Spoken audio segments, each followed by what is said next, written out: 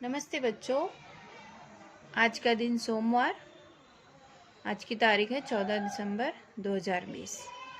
आज हम हिंदी में पेज नंबर 46 पर पाठ 3 पुरखों की निशानी पढ़ने वाले। ठीक है।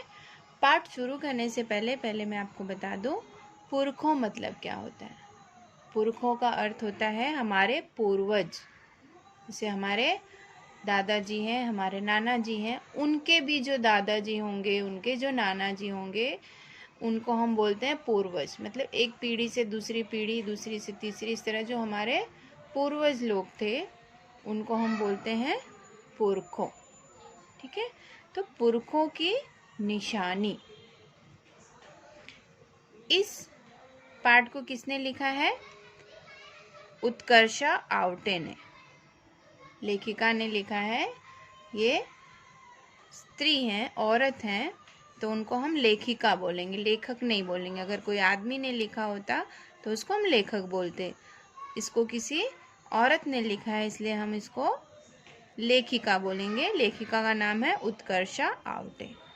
चलिए पाठ शुरू करते हम लोग। मैं और माँ। अब यहाँ पर मैं किसके लिए आया है?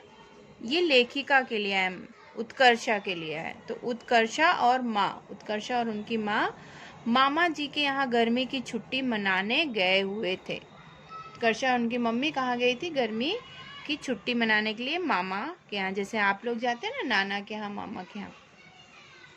जब लौटकर आए तो आंगन में लगा नीम का पेड़ कटा हुआ पड़ा था। जब वो छुट्टी मना के आए तो उनके आंगन में एक नीम का पेड़ लगा हुआ था। वो उन्होंने देखा कि वो पेड़ को काट दिया गया है। यह क्या हुआ कहकर माँ वहीं धम्म से बैठकर रोने लगी। माँ जोर से बोली कि ये क्या हो गया, और ऐसा बोल करके वहीं पर बैठकर जमीन पर रोने लगी। बुझे दिल से माँ घर के भीतर आई। बुझे दिल से मतलब दुखी होकर के माँ फिर घर के अंदर आई। पिताजी माँ के सामने सफाई दे रहे थे। जो उत्कर्षा के पिताजी थे वो उनकी माँ के सामने सफाई दे रहे थे, बता रहे थे। लकड़ियों के पटिए निकल आएंगे। जो नीम का पेड़ कटा है उनकी लकड़ियों से पटिए, पटिए मतलब पैर, जिसके आपने देखा होगा गांव में जो लकड़ी का जो खाट होता है ना, उसमें चार पाई में पैर लगे होते हैं ना, चार पैर लगे होते हैं, तो उसको बोलते हैं पटिए। उन पैरों को हम पटिए बोलते हैं। निकल आएंगे। मैंने माँ से पूछा था, माँ तुम पेड़ के कटने से इतनी दुखी क्यों हो रही हो? मैंने मतलब उत्कर्षा ने अपनी माँ से पूछा था कि माँ तुम पेड़ के कटने से इतना क्यों दुखी हो रही हो, इतना क्यों रो रही हो? माँ ने कहा, छोटी तू जब पैदा नहीं हुई थी उसके पहले नीम के नन्हे से पौधे को मैंने आंगन में रोपा था। रोपना मतलब लगाना, उसे सींचा था। माँ ने बोला, बेटी जब तू एकदम पैदा भी नहीं हुई थी उसके पहले ही मैंने नीम का ये छोटा सा पेड़ लगाया था, तो दूसरा पौधा रोप दो ना।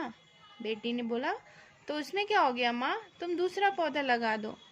मैंने धीरे से कहा, मैंने मतलब उत्कर्षा हो, बेटी ने धीरे से कहा, छोटी एक पेड़ केवल पेड़ ही नहीं होता।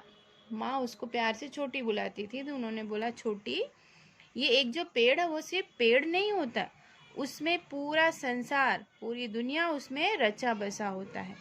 क्या मतलब? मैंने पूछा। मतलब उत्कर्षा जो लड़की थी उसने माँ से पूछा, माँ इसका क्या मतलब कि उसमें पूरी दुनिया सिमटी हुई होती है?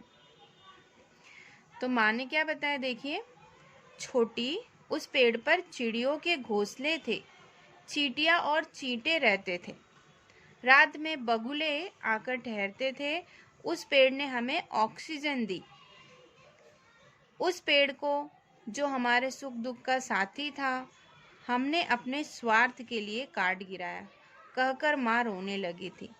माँ ने बोला कि वो एक सिर्फ पेड़ नहीं था, वो बहुत सारे लोगों का आसरा भी था। उस पे चिड़ियों के घोंसले थे, चींटियाँ और चींटे भी रहते थे, रात में बगुले आकर उस पे रहते थे, और पेड़ हमें ऑक्सीजन देता था। पेड़ हमारे दुख सुख का साथी भी था, और हमने सिर्फ मतलब खाट बनाने के लिए, अपने पटिया निकालने के लिए हमने उसको गिरा दिया, काट के गिरा दिया।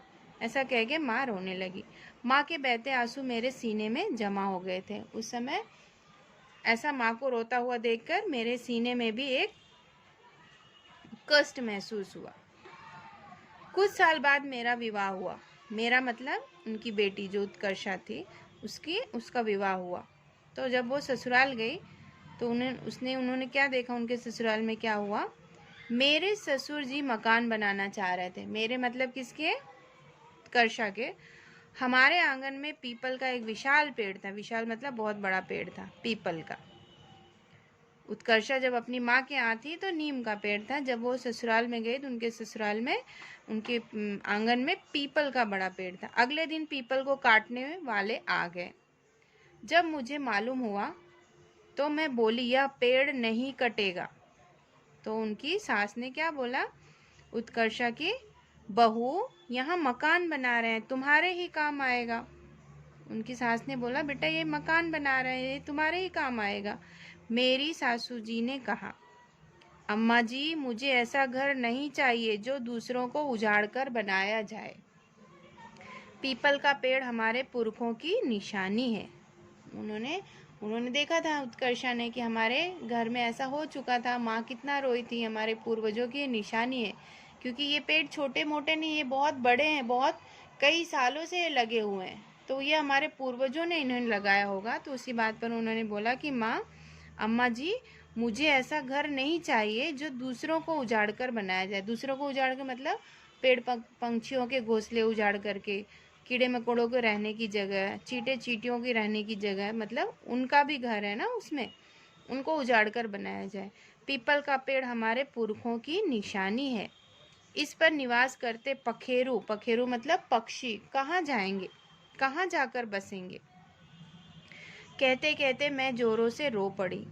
ससुर जी ने कहा, बहू सच कह रही हो है, किसी के घर को उजाड़कर अपना घर नहीं सजाएंगे। कुछ देर चुप रहकर फिर उन्होंने कहा, बहू अब तो खुश हो।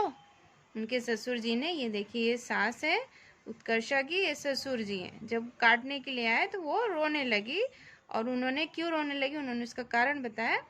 फिर उनके ससुर को ये बात समझ में आई। उन्होंने बोला, सच है कि हम किसी के घर को उजाड़ कर अपना घर नहीं बनाएंगे। तो जो ससुर जी थे उन्होंने पेड़ कटाने का काम रोक दिया और बहू को पूछा कि बहू अब तो खुश हो ना।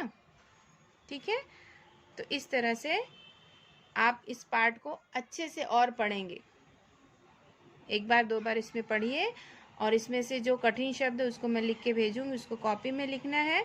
और कल आप लोग यहाँ से लेकर के यहाँ तक अपनी कॉपी में क्या लिखेंगे, सुलेख लिखेंगे। ऊपर हेडिंग डालेंगे सुलेख, और उसको सुंदर अक्षरों में देख करके आप लिखेंगे यहाँ से लेकर के यहाँ तक। ठीक है, फिर इसका आगे का स्वाध्याय हम लोग अगले नेक्स्ट वीडियो में करेंगे। Thank you.